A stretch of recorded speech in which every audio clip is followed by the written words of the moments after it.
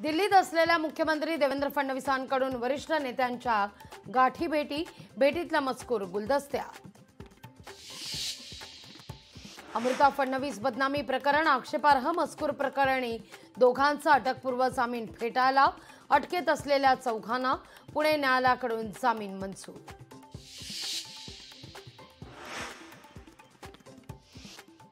26/11 हल्ला प्रकरण, आरोपी तहव्वूर राणाचा कुटुंबाशी बोलण्यासाठी अर्ज, राणाच्या अर्जावर आज सुनावणी।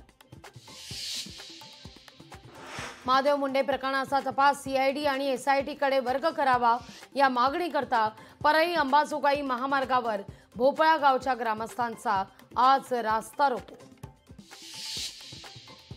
कृषी काळातल्या भ्रष्टाचाराच्या आरोपासंदर्भात माजी मंत्री धनंजय मुंडे यांना उच्च न्यायालयाकडून क्लीन चिट, हायकोर्टाच्या निर्णयावर अंजली दमानी यांची आज पत्रकार परिषद। भाषा हे वादाचं माध्यम असूच शकत नाही, मराठी अनिवार्य आहेच, पण इतर भारतीय भाषा सुद्धा आल्या पाहिजेत। मराठी माणूस संकुचित विचार करूच शकत नाही, मुख्यमंत्री फडणवीसांचं वक्तव्य।